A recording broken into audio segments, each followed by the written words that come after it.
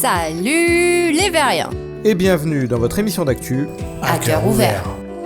Encore une semaine qui a eu son lot de bonnes surprises, on fera donc le tour des annonces des nouveaux jeux et des sorties proches et on parlera en décontracte de claques techniques qu'on a hâte de voir en VR. Le hardware ne sera pas non plus en reste en seconde partie de la vidéo, on n'oublie pas de s'abonner et d'activer la cloche si ce n'est pas encore fait et c'est parti.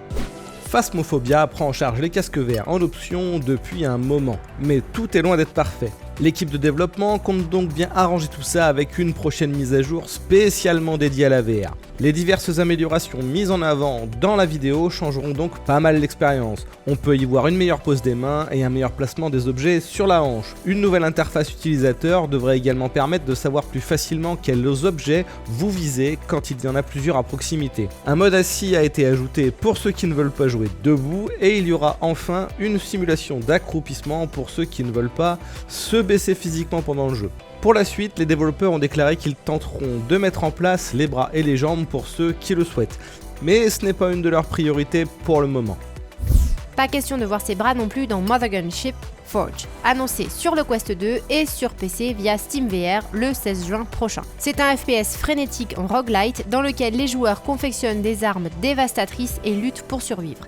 Vous pourrez choisir parmi un large éventail de composants pour créer des combinaisons infernales. Mitraillettes, chargeurs extensibles, railguns et même un lanceur de pizza explosive. Au fur et à mesure que vous avancez dans le jeu, vous construirez progressivement des armes de plus en plus monstrueuses pour chaque bras. L'action, quant à elle, pourra décevoir un certain nombre de joueurs. Si le concept de création d'armes est sympa, on reste pour autant sur un shooter par vague. Avec donc les limites liées à ce style en termes de déplacement et de découverte d'univers.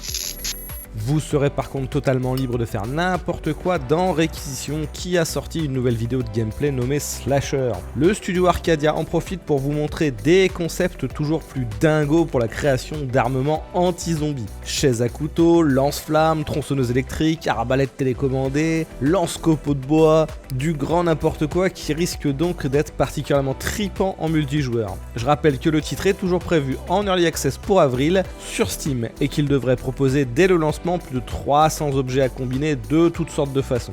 Le titre proposera 2 modes de jeu, de la survie contre des zombies en solo et en multijoueur, et de la survie contre une autre équipe humaine, également équipée d'armes en tout genre. La version finale devrait comporter un 3e mode de jeu, mais il n'a pas encore été révélé. Ce qui vient par contre d'être révélé, c'est la bande-annonce de Warplanes Battles of the Pacific. C'est la suite directe du célèbre simulateur de vol VR World War I Fighters qui a conquis le public avec des avis très positifs sur Steam. Battles of the Pacific vous proposera donc de vous retrouver pendant la Seconde Guerre mondiale. Aux commandes d'une dizaine d'avions différents, vous devrez mener les États-Unis à la victoire contre le Japon. Comme pour World War I, il y aura également des missions coopératives et un mode multijoueur compétitif. Le titre sera proposé en Early Access dans le courant de l'année pour les plus pressés. Le développeur Homenet Games pense que la version complète devrait quant à elle être disponible fin septembre.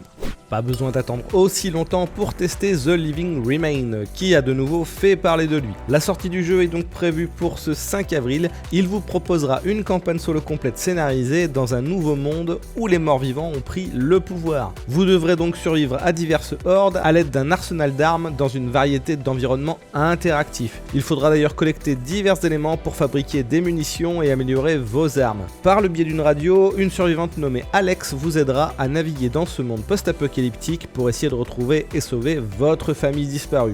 Un jeu créé par 2 personnes qui ne payent pas de mine mais qui sera peut-être bien sympa. Allez, fini les morts vivants pour cette semaine, c'est le moment de... l'instant décontracte. Et aujourd'hui je vais vous parler de la thémotechnique de Unity en temps réel nommée Enemy parce que c'est complètement bluffant. Donc c'est l'occasion pour le moteur Unity de présenter ses améliorations pour affronter l'Unreal Engine 5, notamment dans la gestion des personnages. Donc on a un nouveau pipeline permettant le rendu des textures haute définition avec des tout nouveaux shaders pour faire des ombres ultra réalistes, comme on avait pu le voir avec MetaHuman. Il y a une nouvelle gestion des cheveux, même si elle est un peu raide et que le personnage bouge pas beaucoup, mais on voit que ça passe pas au travers par exemple. Mais c'est déjà énorme en temps réel, et bien évidemment l'animation qui donne vie au personnage, c'est la motion capture faciale fait avec Zyva Dynamics, que je vous avais déjà présenté dans une autre vidéo à l'époque. Et Unity a donc racheté ceux qui étaient derrière Zyva Dynamics pour faire de la motion capture qui est poussée en performance avec une IA. Bon, on peut toujours discerner des erreurs sur les mouvements de la bouche, ça reste imparfait parce que c'est très très dur à faire, mais le rendu est très très élevé, du coup, quoi qu'il arrive en temps réel, c'est extrêmement bien réalisé. Donc Unity relève clairement le niveau d'un cran au-dessus de Unreal Engine sur cette, en tout cas, démo technique. La question après va être de savoir si ça va être aussi simple à utiliser que sur Unreal Engine, mais ça personnellement j'en mettrai pas ma main à couper. Mais en tout cas, dans le casque VR, ça risque d'être absolument bluffant. Allez, actu suivante. On enchaîne avec de l'AR puisque la firme Snap s'est payée la start-up française NextMind. C'est une société basée à Paris qui est connue pour avoir créé une interface cerveau-ordinateur compatible avec la VR et qui fonctionne. NextMind a pu effectuer quelques fonctions de base comme déclencher un événement de tir grâce à la lecture des ondes cérébrales. Cela permettra donc dans un premier temps de pouvoir faire des sélections dans des menus. Snap a indiqué que NextMind aidera à diriger les efforts de recherche à long terme sur la réalité augmentée au sein de SnapLab. Si l'interface de NextMind est suffisamment petite pour être intégrée dans la sangle d'un casque VR, la société va avoir beaucoup de boulot pour la miniaturisation très importante de sa solution pour pouvoir l'intégrer dans des lunettes AR. On continuera avec de l'AR puisque les Magic Leap 2 ont dévoilé le nouveau design du casque et des manettes. Les spécifications des Magic Leap 2 laissent à penser qu'il s'agira d'un casque destiné au marché des entreprises. Par rapport au Magic Leap 1, il est plus léger, 2 fois plus puissant et dispose d'un FOV 2 fois plus grand. Les contrôleurs sont eux équipés de caméras des deux côtés pour un suivi inside out. On peut d'ailleurs apercevoir ce qui semble être un trackpad au-dessus de ceux-ci. La question qui reste à savoir, c'est si les Magic Leap 2 pourront enfin répondre face aux promesses bullshit effectuées avec la première version. Et la réponse est peut-être bien que oui. En tout cas, je dis oui au concept de T4God qui consiste à vous faire tourner dans votre room scale sans que vous ne vous en rendiez compte. Le titre, dont une nouvelle démo est disponible en description, sortira bien sur Steam et sur Oculus Quest. Ce roguelite généré de façon procédurale va permettre aux joueurs de se déplacer à l'infini dans un futur lointain. Votre but sera de changer le destin de l'univers tout entier. Pour arriver à vos fins, il faudra donc faire une très longue promenade dans votre maison et tuer tout ce qui bouge. L'avantage de sa conception en labyrinthe est d'éviter d'avoir à se téléporter et de ne pas ressentir le mal de mer. Et le système fonctionne plutôt bien.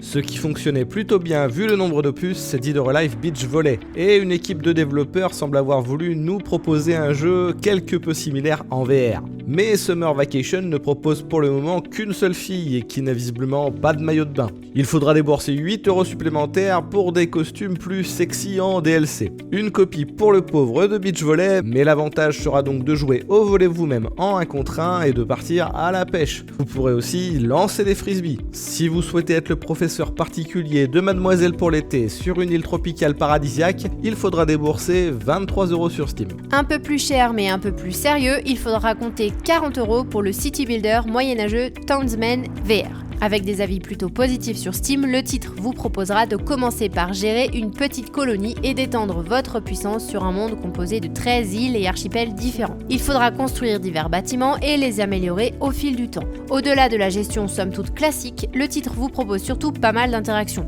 Vous pourrez ainsi par exemple faire vous-même la récolte de ressources ou jouer au tourne-broche. Le jeu propose bien évidemment une histoire avec de nombreuses quêtes et des ennemis à affronter et un mode bac à sable avec des objectifs que vous pouvez vous fixer vous-même. Allez, il est l'heure de la question. Comme chaque semaine, on retient une question dans les commentaires pour l'émission suivante et cette fois, c'est Jérôme Renaud qui demande quel casque est recommandé pour l'utilisation avec les logiciels Blender, Unity et Unreal Engine. Eh ben, ça dépend complètement de ce que tu vas faire en fait. Si c'est juste pour tester vite fait et faire des visualisations à taille réelle et les présenter par exemple à d'autres gens, là tu prends un Quest. Si tu vas y passer beaucoup de temps et modéliser en réalité virtuelle, là ce sera plutôt un HP Reverb G2 pour le confort et la clarté visuelle, pour pas avoir mal aux yeux. Et si tu comptes faire du tracking intégral pour de la motion capture, avec en plus des éléments externes comme une caméra virtuelle ou un objet que tu traques dans ta scène, etc., là ce sera plus un casque à base de Lighthouse pour avoir des Vive ou des Tundra Trackers, donc plutôt un Valve Index. Et voilà, c'est fini pour cette semaine. Un pouce en l'air et un commentaire si ça vous a plu, et on vous fait des bisous et à la semaine prochaine. Ciao ciao.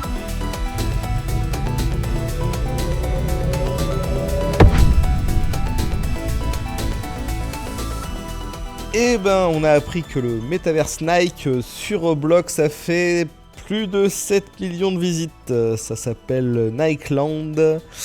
On m'aurait dit ça il y a 10 ans, j'y aurais jamais cru. On va vraiment en bouffer à toutes les sauces.